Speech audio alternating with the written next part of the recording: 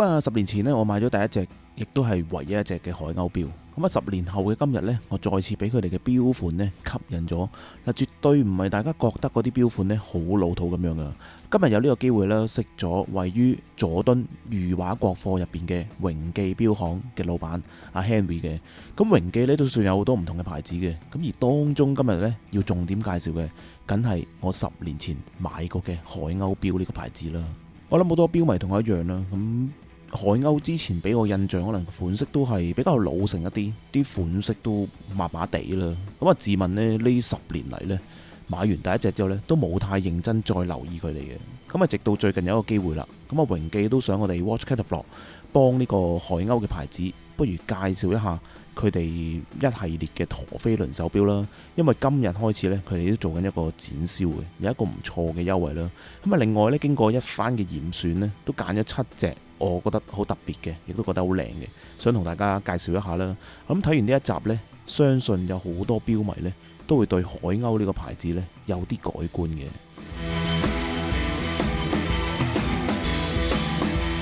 咁啊，榮記錶行呢其實都好方便嘅，喺佐敦咯，只要喺佐敦地鐵站 A 出口呢，嗱一出呢，呢條就係佐敦道噶啦，左邊隔離呢，就已經係裕華國貨啦。一行入去裕華國貨地下嗰度呢，行多20秒呢，已經見到榮記錶行噶啦。咁呢度都有好多大嘅瑞士牌子嘅，而今日要介紹呢，就係中國牌子海鷗啦。喺我哋面前呢，都係經過我哋揀嘅6隻陀飛輪嘅手錶。咁我諗繼續講落去之前呢，如果錶迷未太認識海鷗嘅話呢，可能都會問：嘿，呢啲錶呢啲陀飛輪，咪係用咩通用機芯去改出嚟嘅咯？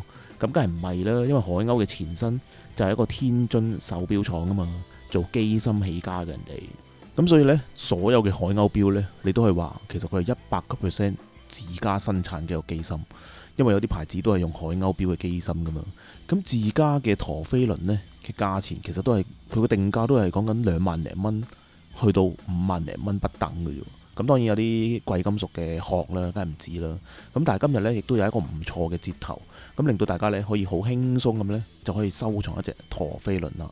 而老闆 Henry 同我哋都首推呢一隻嘅，因為係一個難得嘅自動上鏈嘅陀飛輪啦，有一個好有貴氣格調嘅一個錶盤啦。個錶盤都係一個類似 Grill 4嘅面嘅，立體藍色嘅羅馬數字，兩邊有一個好對稱嘅一個雙翼跳功能。有陀飛輪又有雙翼跳，成個感覺呢非常之高貴。老實講，以我10年嚟呢，真係冇太認真去了解海鷗。今日再睇翻呢一隻呢，都真係有啲意想不到嘅，甚至乎近距離睇呢，都唔係太失禮嘅。當然陀飛輪嗰個部件做工呢，一定唔係頂級噶啦。咁但係以佢哋咁嘅定價，加上有一個咁貴氣啦叫做嘅錶盤嘅處理呢，我都冇得再挑剔啦。咁個錶帶呢，更加俾埋一個鱷魚皮你啦，戴上手嘅感覺，加上嗰2個翼跳嗰個盤呢，真係非常之巨大。咁識得我嘅應該都知道我個 style 呢就唔係好適合太過斯文嘅呢啲錶款。咁但係我都不得不承認呢隻錶嗰個款真係幾靚，亦都有一個貴錶嘅一個格調嘅。而另外嘅5隻陀飛輪呢，嗱就唔詳細逐一介紹啦。主要俾個概念大家。咁今日嘅海鷗錶呢已經咁高嘅質素啦，就唔係大家心目中一啲好老土嘅款。咁呢5隻呢都係手上鏈嘅。受惠於一個科技嘅發達啦，依家做陀飛輪呢都唔係好似以前咁樣咁複雜咁貴啦。第一隻係有一個類似 Grill 4嘅面啦，係一塊陶瓷材質嘅錶盤嚟嘅，所以其實我覺得幾好睇嘅。反而我自己其實就幾中意呢一隻，夠晒簡單，夠晒 modern。雖然咁樣講呢就有啲誇張，咁但係唔知點解俾我嘅感覺呢，有啲似 AP 嘅1159嘅呢一個系列。當然唔係一模一樣啦，但係個感覺有啲似。咁呢個錶款就有3個顏色嘅，我專登揀咗個深色嘅，因為其他嗰啲呢都可能比較偏向於淺色。咁大家有個比較啦。不如第二隻呢，就係龍年嘅款式啦。咁個錶盤就用咗個好抽象嘅龍嘅瓜幅作為一個設計。咁嗰啲金色呢，其實全部都係24K 金做上去嘅。我第一個反應就反而係覺得呢，一啲上咗年紀又好中意着一啲中式服嘅男士呢，我諗應該都幾適合戴呢一款嘅錶嘅。咁第三隻仲得意，咁我叫佢比較參考咗寶璣 Breguet 設計風格啦。無論個指針啊、錶盤、錶殼呢，都好 Breguet 嘅。其實就問題不大嘅，反正某啲大嘅瑞士牌子一樣都做到同 Breaky 一樣啦。咁如果你係 Watch Catalog fans 都知道呢，其實我自己好中意 Breaky 嘅。咁不過呢，就老實講都真係唔係個個負擔得起隻 Breaky。咁有時買一隻呢啲嚟感受一下呢，我覺得 OK 啦，都唔錯嘅。第四隻嘅話呢，就有啲似第一隻嘅，咁但係個整體感覺就 casual 好多嘅，係因為嗰個錶殼呢就比較硬朗一啲啦，個錶面亦都冇做到凸起嘅，比較似一個現代嘅一個款式。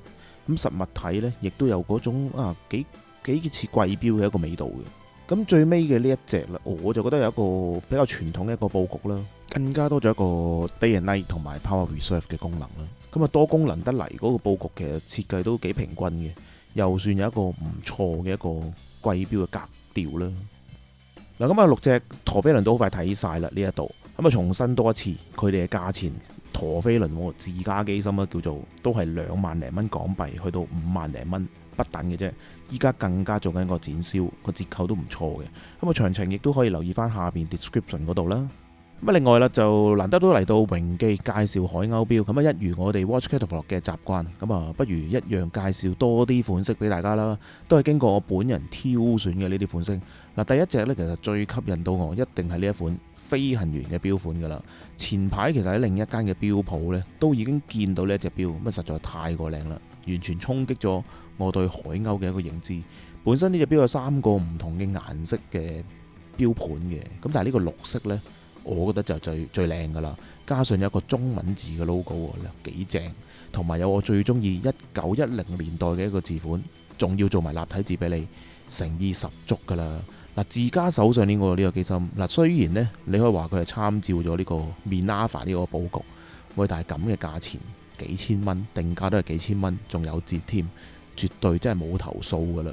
平玩手上鏈計時呢，我暫時真係諗唔到有咩其他對手接近啲嘅手上鏈計時呢，好似都冇。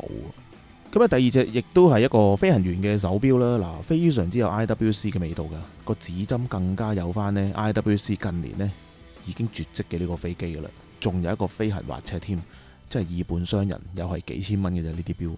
咁錶帶一樣有誠意，就係膠底嘅嗰種 hybrid 嘅設計啦。嗱，上手嘅感覺你話到底有幾毒呢？嗱，大家自己衡量啦，自己欣賞啦。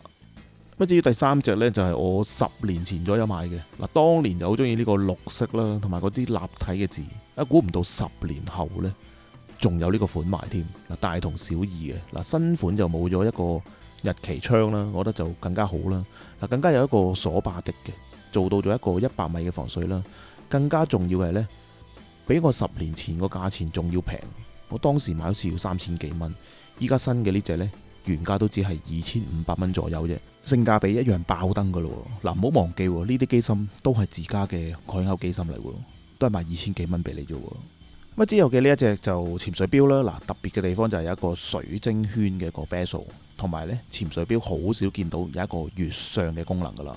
咁另外其實海鷗都出咗有啲水晶圈 bezel 嘅一個潛水錶款啦，其實都好靚。咁但係時間關係呢，今集就介紹唔到佢哋啦。咁另外咧，不得不提嘅呢一隻最近最 hit 噶啦，一定係呢個電視機系列。因為呢某大嘅瑞士牌子呢，最近亦都出咗啦。咁反而令到海鷗嘅呢一隻呢，更加多人留意喎。皆因呢海鷗嘅呢一隻呢，其實比嗰個瑞士嘅牌子呢更加早出嘅。咁但係就唔存在話邊個牌子抄邊個先嘅，因為呢 GP 其實喺好多年前呢，都已經出過呢個電視機噶啦。咁最後一隻啦，如果你對錶有研究呢，都即刻 feel 到呢隻係一隻60年代風格嘅一隻啦。嗱，寫住東風嗰個 logo，咁點解呢？咁其實海鷗嘅前身呢，就叫做東風喎。咁東風嘅前身呢，就叫做51牌。咁就喺1966年嘅時候呢，咁當時中國呢，就第一隻自己研發咗嘅機芯就叫做 ST5啦。